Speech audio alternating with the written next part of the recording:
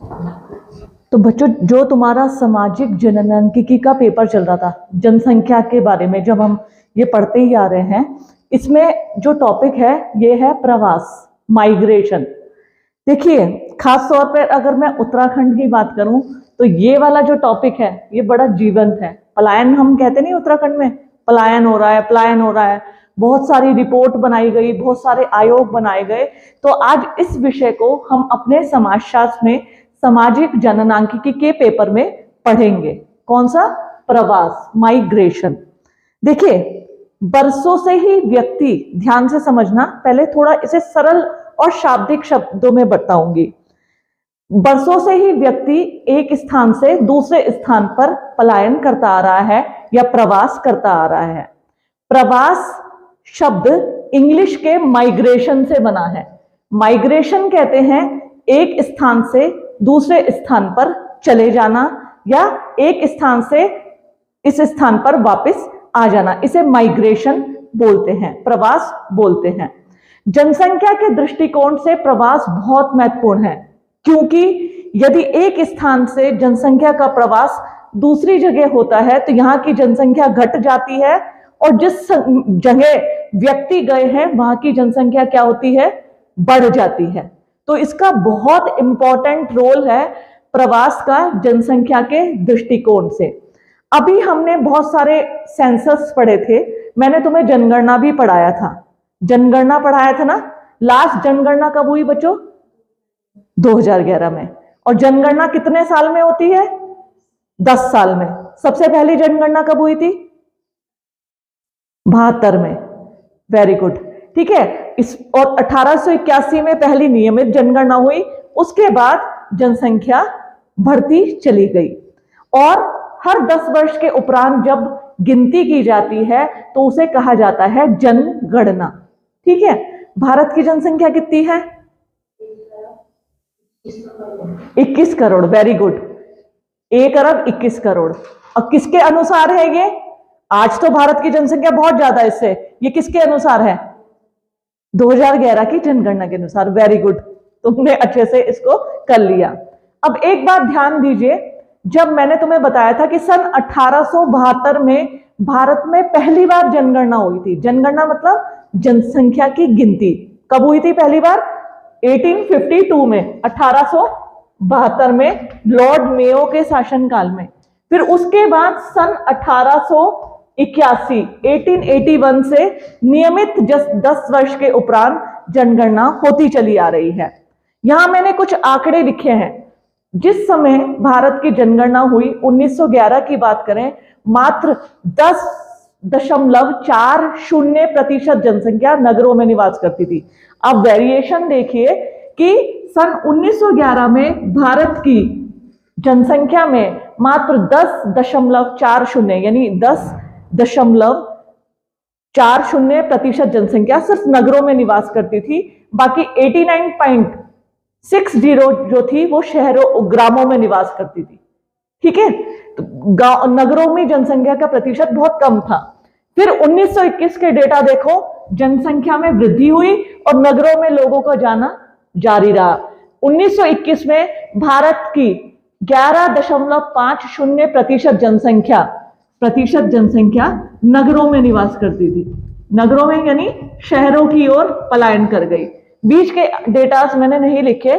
फिर मैंने लिखा 1991 में, 1991 में भारत की 25.72% जनसंख्या नगरों में निवास करती थी। 2001 में यह प्रतिशत बढ़कर और ज्यादा हो गया, 27.78%, ये 2011 में और 2001 में। और यदि हम 2011 के आंकड़ों की बात करें तो भारत की 31.20% जनसंख्या आज भारत के नगरों में निवास करती है, यानी नगरों की जनसंख्या का प्रतिशत बढ़ता जा रहा है।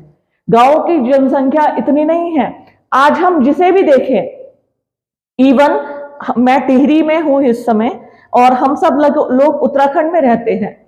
मैंने देखा है हमारे उत्तराखंड का 88% भाग क्या है? पर्वतीय। हमारे उत्तराखंड की 88% जो जनसंख्या वो एरिया है, इसका भाग है पर्वतीय। सिर्फ 12% यह मैदानी एरिया है, और यहाँ की 50% से अधिक जनसंख्या कहाँ निवास करती है? इन 12% एरिया में, मैदानी इलाकों में। ध्यान से समझना मेरी बात। ये डेटास यदि तुमने अच्छे से लर्न कर लिए तो एग्जामिनेशन में जब आप लिखोगे तो बिना रटे आपके पास लिखने के लिए बहुत सारा मैटर होगा। भारत की उत्तराखंड की 88% भाग पर्वतीय है और 12% भाग मैदानी है। अगर हम जनसंख्या का वेरिएशन देखें तो भारत उत्तराखंड की जनसंख्या का 50% से भी अधिक भाग इन 12% के मैदानी इलाकों में निवास करता है। और मैंने अभी अभी यहां बताया 2011 की जनगणना के अनुसार, क्योंकि मैंने तुम्हें एक बात बताई थी कि जब हमें किसी चीज का रेफरेंस देना होता है जनसंख्या में, तो हम लास्ट जनगणना का रेफरेंस देते हैं। तो लास्ट जनगणना कब हुई थी? 2011 में। तो 2011 में भारत की 31.20% जनसंख्या जो है कहां निवास करती है? नगरों में। तो नगरों की जनसंख्या, इससे क्या एहसास होता है कि नगरों की जनसंख्या दिन प्रतिदिन बढ़ती जा रही है। लोग ग्रामीण क्षेत्रों को छोड़कर नगरों की ओर पलायन कर रहे हैं, और कहीं ना कहीं इसको हम क्या कहते हैं? प्रवास, माइग्रेशन। अक्सर हमने पक्षियों के संदर्भ में देखा था। मैं बहुत सारे जो हमारे वन्य जीव अभ्यारण्य हैं, जैसे मैं तुमसे Rajaji national park, Corbett national park, even Rajasthan, Gujarat, इनकी बात करूं, तुम यदि इलाहाबाद में संगम की बात करें, वो बहुत सारे प्रवासी पक्षी आते हैं। उन थोड़ा सा इसको इसलिए बता रही हूं कि ये टॉपिक से रिलेटेड है। प्रवासी साइबेरियन बर्ड्स जो होती हैं, वो प्रवास करके भारत में आ जाती हैं, और रीजन क्या है? उन्हें ठंडा मौसम चाहिए होता है। सर्दी के समय वो भारत में आ जाती है, और जब, क्योंकि वहां यूरोप में बहुत अधिक सर्दी पड़ती है, बर्फबारी होती है, वो सरवाइव नहीं कर पाते, वो इतनी ठंड। और जब यहां गर्मी पड़ती है, वो लोग प्रवास कर जाते हैं, उड़कर चले जाते हैं वापस अपने क्षेत्रों की ओर। ठीक है, तो इसलिए उन्हें प्रवासी पक्षी कहा जाता है। यदि हम जनसंख्या के दृष्टिकोण से देखें, आज हम इस चैप्टर में पढ़ने जा रहे हैं माइग्रेशन, यानी प्रवास। प्रवास, अगर हम प्रवास की बात करें, प्रवास के प्रमुख प्रकार की, वैसे तो प्रवास के बहुत सारे प्रकार हैं, वो मैं सारे तुम्हें अभी इसमें क्लासरूम में इसलिए बताऊंगी क्योंकि यूजीसी नेट के एग्जाम में या जो भी समाजशास्त्र का कंपटीशन होता है उसमें वो प्रकार पूछ लेते हैं। जैसे इन माइग्रेशन, आउट माइग्रेशन। देखो, कई बार तुम होटल में या कहीं जगह देखते हो, इन का मतलब अंदर, आउट का मतलब बाहर। ठीक है, इन माइग्रेशन एंड आउट माइग्रेशन, ये शब्द हमने माइग्रेशन में सुनने हैं। इन migration and out migration, in migration and out migration. In migration बोलते हैं आने को। जब कोई व्यक्ति किसी स्थान विशेष पे आते हैं तो उसे बोलते हैं इन माइग्रेशन। कई बार देखा गया, जब बहुत सारे युद्ध हुए, बहुत सारी महामारियां फैली, तो लोग एक स्थान को छोड़कर दूसरे स्थान पर आ गए, तो वो होगा इन माइग्रेशन, आना। ठीक है, बंगाल में तुमने देखा होगा बहुत सारे शरणार्थी, बांग्लादेश के शरणार्थी निवास करते हैं। जब वहां युद्ध की परिस्थितियां फैली, महामारियां फैली, लोग भारत में आ गए, तो इसे बोलते हैं, इन्हें एग्जाम्पल को आप दे सकते हो, इन्हें बोलते हैं इन माइग्रेशन। एक अच्छा एग्जाम्पल आप दे सकते हो, कोविड के दौरान जब लॉकडाउन फैला, देखो भर भर के गाड़ियां लोग पहाड़ों की ओर आ रही थी, लोग दिल्ली से अपने शहरों को छोड़ छोड़ कर अपने पहाड़ में वापस आ रहे थे। वो क्या है? इन माइग्रेशन। वो किसका उदाहरण है? इन माइग्रेशन का, यानी आना। आउट माइग्रेशन यानी एक स्थान छोड़कर दूसरे स्थान पर जाना, उसे कहते हैं आउट माइग्रेशन। ठीक है, आउट माइग्रेशन, जैसे अभी मैं तुम्हें बताऊंगी आउट माइग्रेशन के प्रकार। एक स्थान से दूसरे स्थान पर जाना, उसे कहते हैं आउट माइग्रेशन। जब लॉकडाउन खत्म हो गया, लोग वापस शहरों की ओर पहुंच गए, लोग नौकरी की तलाश में पहुंच गए, शिक्षा की तलाश में पहुंच गए। ठीक है, तो उसे कहते हैं आउट माइग्रेशन, शहरों की ओर जाना। अगर मैं प्रवास की बात करूं तो internal migration and international migration, internal migration बोलते हैं आंतरिक प्रवास। आंतरिक प्रवास का मतलब अपने देश के अंदर ही प्रवास। अपने देश के अंदर जो इंटरनल यानी आंतरिक प्रवास है उसके प्रमुख प्रवास हैं, जैसे दैनिक प्रवास।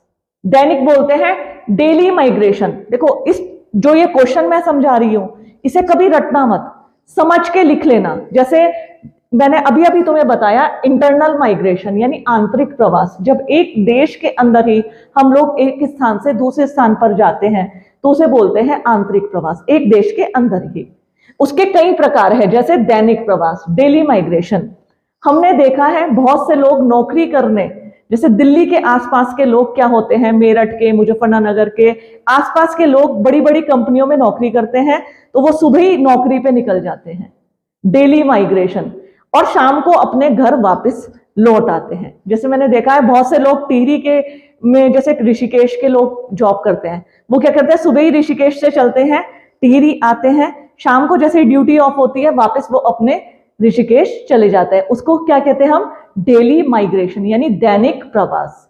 जब कोई व्यक्ति मजदूरी, मेहनत, नौकरी और शिक्षा, तुम कहां से आई हो मनीषा?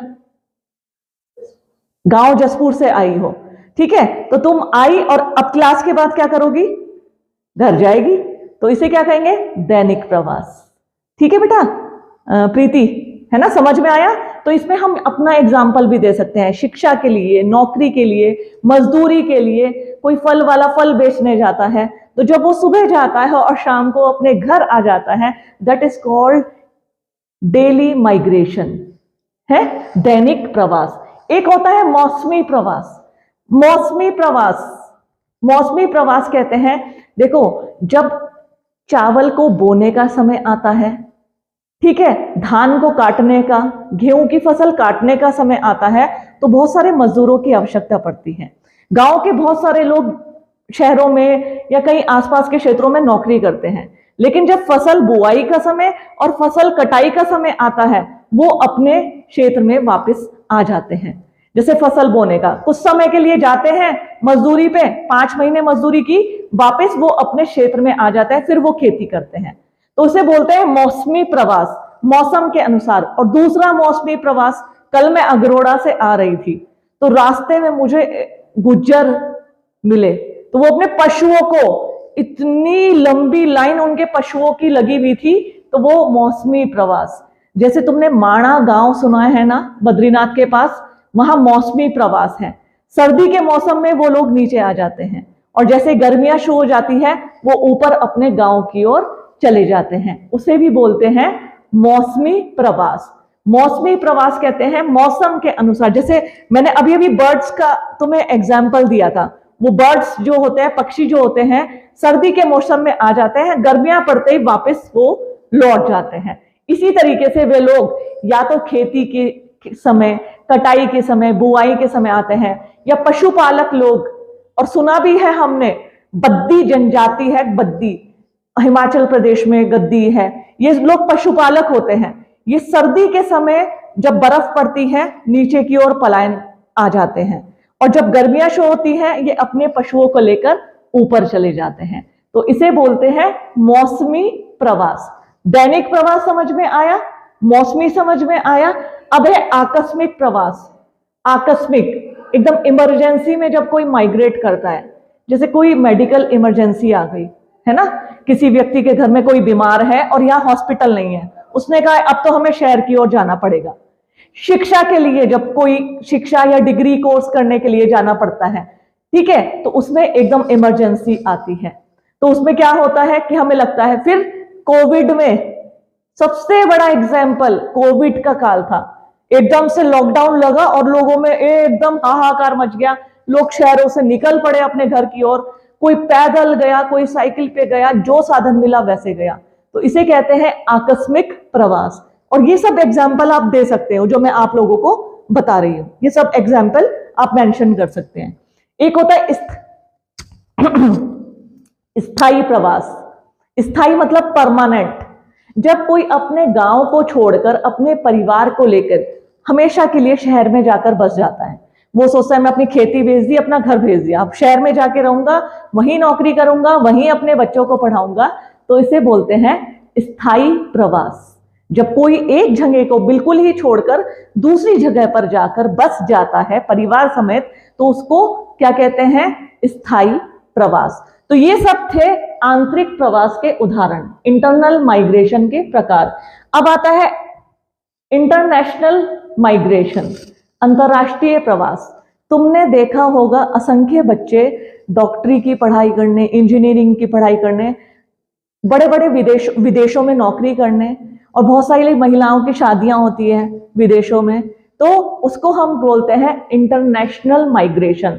जब कोई व्यक्ति अपने देश को छोड़कर दूसरे देश में जाके बसता है तो उसे बोलते हैं इंटरनेशनल माइग्रेशन, यानी अंतरराष्ट्रीय प्रवास। अंतरराष्ट्रीय प्रवास का मतलब होता है अपने देश को छोड़कर अन्य किसी दूसरे देश में चले जाना। वो हम नौकरी के लिए भी जा सकते हैं, पढ़ाई के लिए भी जा सकते हैं, महिलाओं की जब शादी होती है विदेशों में तो उसके लिए भी जब जाते हैं तो उसे कहते हैं अंतरराष्ट्रीय प्रवास। अभी मैंने तुम्हें इन माइग्रेशन और आउट माइग्रेशन बताया था। एक यूजीसी नेट में एक टर्म आती है pull factor and push factor. ध्यान से सुनो, pull factor and push factor. Pull दरवाजों पे लिखा देखा है तुमने, पुल करो या पुश करो। पुल मतलब खींचना, पुश मतलब दबाना। माइग्रेशन के ऐसे कौन से फैक्टर हैं जो पुल खींचते हैं?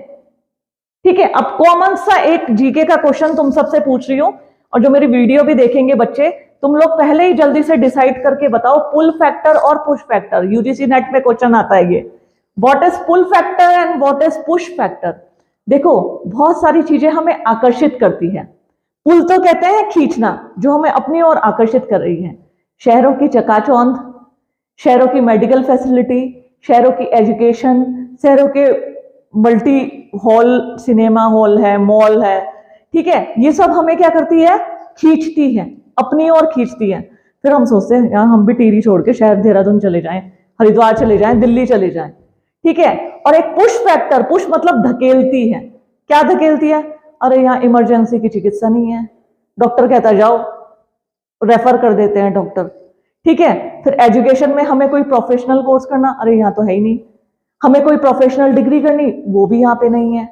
हमें कोई कोर्स करना, मेकअप आर्टिस्ट का कोर्स करना, अरे वो तो दिल्ली में है। तो पुश फैक्टर कहते हैं ऐसे फैक्टर जो हमें धकेलते हैं, पुल फैक्टर जो हमें खींचते हैं। तो ऐसी चीजें जो हमें खींचती है अपनी ओर, जैसे शहरों की चकाचौंध, अच्छी सुख सुविधाएं, अच्छी मेडिकल फैसिलिटी, अच्छी शिक्षा, प्रोफेशनल कोर्सेज, वहां का जीवन शैली, वहां की चकाचौंध, वो हमें खींचती है। हम सोचते हैं हम भी जाएं। और पुश फैक्टर जो हमें, जैसे हम पहाड़ों से कहते हैं, और लगता, मैं तुम्हें अगर बताऊं तो मैं रिसर्च कर रही हूं पलायन पर, प्रवास पर। खास तौर पर मैंने पौड़ी में कुछ गांव वहां पे घोषित कर दिया गया है घोस्ट विलेज, भूतों के गांव। क्यों रखा गया घोस्ट विलेज? पूरे गांव के गांव खाली हो गए, पानी ज्यादा, वहां पानी का सोर्स है नहीं, खेती होती नहीं है, लोगों के पास जीवन के कोई निर्वाह के साधन नहीं है, ताला मार के लोग, जमीन वहां की कोई खरीदता नहीं है। जब पानी नहीं है, सुविधाएं नहीं है, कोई वहां की जमीन नहीं खरीदता। और आज एक इस क्लासरूम में मैं तुम्हें एक चीज और बताऊंगी, एब्सेंटी लैंड। उत्तराखंड में एक वो ये शब्द है एब्सेंटी लैंड, यानी अनुपस्थित भूमि या अनुपस्थित लैंड।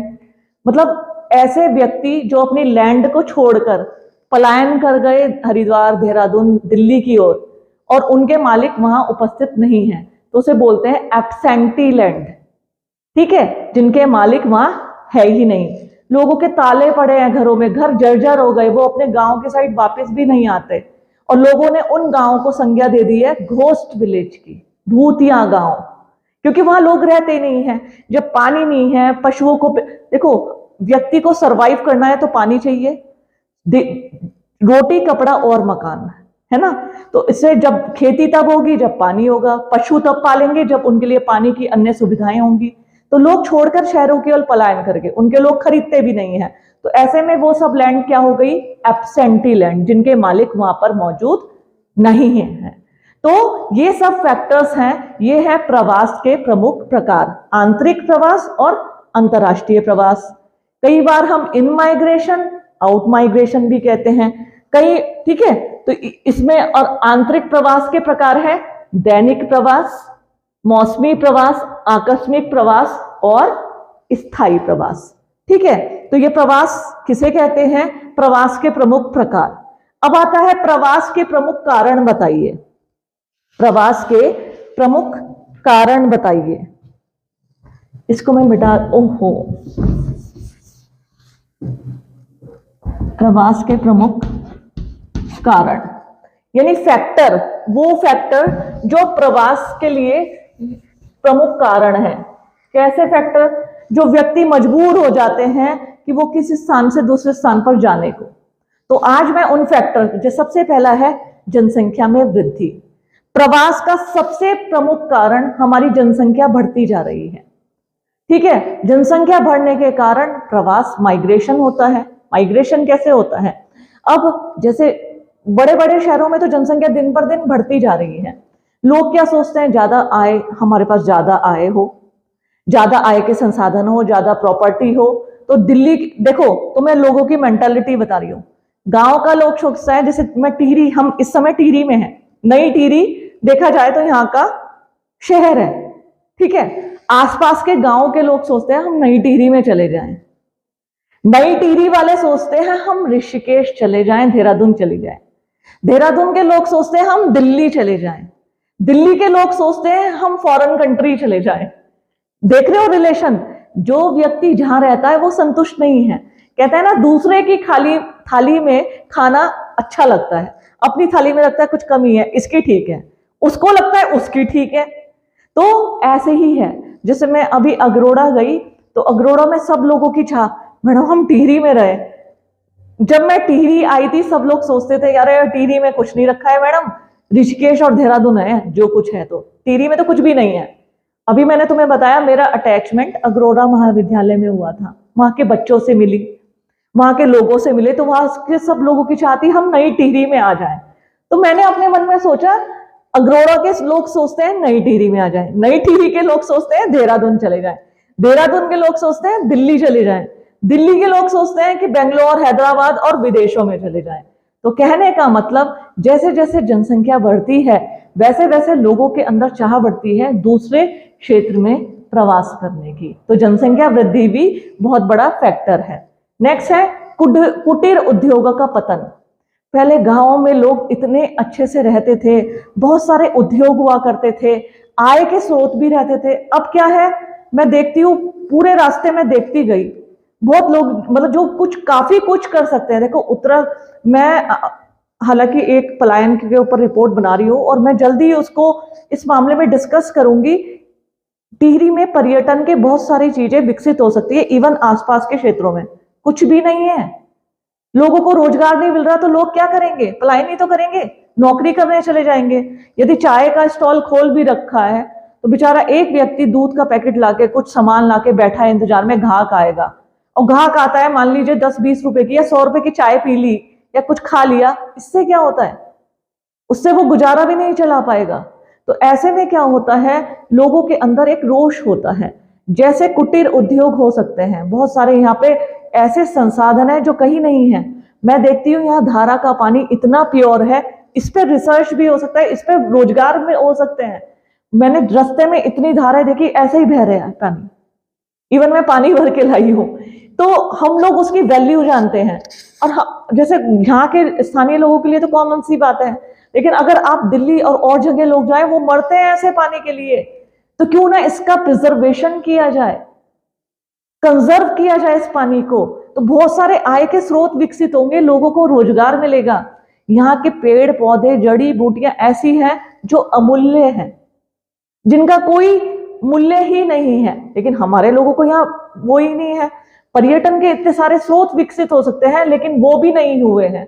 तो ऐसे में क्या है, पलायन का दूसरा प्रमुख कारण कुटीर उद्योगों का पतन। अगर उद्योग नहीं होंगे, लोग रोजगार की तलाश में पक्का शहरों की ओर रुख कर लेंगे। ऐसे ही भूमिहीन कृषक, जिनके पास भूमि नहीं होती, देखो भूमि है भी तो वो अपने खेती करके जैसे तैसे अपने परिवार का गुजारा चला लेते हैं, और जिनके पास खेती के लिए भूमि भी नहीं है, उनके पास क्या है, वो तो यही सोचेगा कोई मजदूरी मिल जाए, कोई नौकरी मिल जाए तो मैं अपने बच्चों को पढ़ा लिखा लूं, उनको शहरों की ओर भेज दूं। तो वो सब ये सब फैक्टर है। नेक्स्ट है ऋणग्रस्तता। कितना ज्यादा कर्जा गरीब किसानों के ऊपर, भोले भाले गांव वालों के ऊपर चढ़ जाता है, तो ऐसे में वो क्या करते हैं, मजबूर हो जाते हैं अपना घर बार बेचने को। एक रिसर्च तुमने सुना होगा, नोएडा, नोएडा सुना है, कहां पे है, दिल्ली के पास है ना। तो नोएडा का इंडस्ट्रियल डेवलपमेंट जब हुआ तो नोएडा के आसपास के गांव धीरे धीरे धीरे धीरे, अब जाके जब जैसे इंडस्ट्रीज लगने लगे, गांव में की भूमियां बहुत कॉस्टली हो गई, तो लोगों ने क्या किया, शू में लालच में आके अपनी भूमि बेच दी। उनसे बड़े बड़े बिल्डर्स ने खरीद ली। जिस भूमि को बिल्डर्स ने उनसे 50 लाख में खरीदा था, वो 50 करोड़ की बेच रहे हैं, है ना। भोले भाले सीधे साधे गांव वालों को फंसाकर उन्होंने क्या किया, उनसे 50 लाख की खरीद ली। गांव वालों को 50 लाख की भूमि, अरे वाह, मुझे तो बहुत अच्छा पैसा मिल गया। उसी भूमि को उन्होंने 1000 गुना करके 50 करोड़ में बिल्डर्स को बड़ी बड़ी मल्टी स्टोरी बिल्डिंग में मुनाफे कमाए। तो कहने का मतलब, जो गांव के सीधे साधे लोग होते हैं, जिनकी जमीन होती है, वो तो या तो बेचकर या उसमें जैसे साहूकार होते थे, उनको उनसे ब्याज पर पैसा लेता था, उसमें अपनी सारी जमीन खत्म कर देता था। तो ये ऋणग्रस्तता भी है। अब नोएडा के बहुत सारे लोग अपनी सारी भूमि बेचकर कंपनियों में काम कर रहे हैं। तो कहने का मतलब, ये ऋणग्रस्तता भी प्रवास का प्रमुख कारण है। इसी प्रकार ज्वाइंट फैमिली, संयुक्त परिवार, हालांकि अब संयुक्त परिवार काफी इतना ट्रेंड नहीं रहा है जितना पहला था। बड़े बड़े कुनबे, बड़े बड़े परिवार हुआ करते थे, लेकिन आज लोग अवेयर हो रहे हैं कि मेरा बच्चा है, मैं पढ़ाऊंगा, शहरों में चले जाते हैं। जैसे घर से एक पुरुष व्यक्ति गया, धीरे धीरे करके वो अपने परिवार को वहां पे अच्छा कमाने लगा, तो वो अपने परिवार को भी ले गया। तो संयुक्त परिवार टूटने लगा, तो इससे क्या हुआ, प्रवास में वृद्धि हुई संयुक्त परिवार से। पारिवारिक कलह, जब लोगों में कहते हैं ना आपस में कलह होते हैं, उससे बचने के लिए लोग सेपरेट हो जाते हैं, ठीक है, परिवार किचन अलग कर लेते हैं। बहुत से परिवार तो, बहुत से गांव के लोग तो जाते ही इसलिए हैं कि भूमि को लेके, घर को लेके, आपसी झगड़े को लेकर, इस झगड़े की जड़ को ही हम खत्म करें, और वो एक स्थान से दूसरे स्थान पर पलायन कर जाते हैं, प्रवास कर जाते हैं। नगरों का आकर्षण, जो मैंने अभी अभी बताया, सबसे बड़ा पुल फैक्टर है। पुल मतलब खींचने वाला, नगरों का आकर्षण। बड़े बड़े नगर होते हैं, लोग क्या करते हैं, वो सोचते हैं हमें अच्छा जीवन मिलेगा, जिसे कहते हैं मॉडर्न लाइफ स्टाइल, घूमने को मिलेगा, अच्छी नौकरी मिलेगी। और सो फैक्ट भी है, नगरों में जितनी तनख्वाह है, जैसे शहरों में, लोगों को वो खींचती है अपनी ओर, कहीं ना कहीं नौकरी मिल ही जाती है, शिक्षा अच्छी है, अस्पताल की सुविधाएं अच्छी है, तो खर्चीली तो है लेकिन साथ साथ सुविधाएं मिलती हैं, तो लोग उससे आकर्षित होते हैं। नगरों का आकर्षण भी प्रवास के लिए है। और बेरोजगारी, अनएम्प्लॉयमेंट, बेरोजगारी के कारण भी क्या होते हैं, लोग एक स्थान से रोजगार की तलाश में कि हमें यहां नहीं मिला, चलो नीचे की ओर मिल जाएगा, चलो शहरों की ओर मिल जाएगा, बड़े शहरों में मिल जाएगा। इवन तुम दिल्ली साइड जाओगे ना, वह कंपनी के बाद व्यक्तियों की आवश्यकता है, ये है वो है, मिल ही जाता है रोजगार। तो इस प्रकार जो है, ये प्रवास के प्रमुख कारण हैं। और सिर्फ यही कारण नहीं, आज अगर हम देखें तो लोगों के अंदर सुरक्षा की भावना, जैसे मैं देखती हूँ पहाड़ों में लोग कहते हैं पहाड़ दरक रहे हैं, ठीक है, जोशीमठ वगैरह में लोग सोचते हैं कि हम यहाँ पैसा लगाएंगे।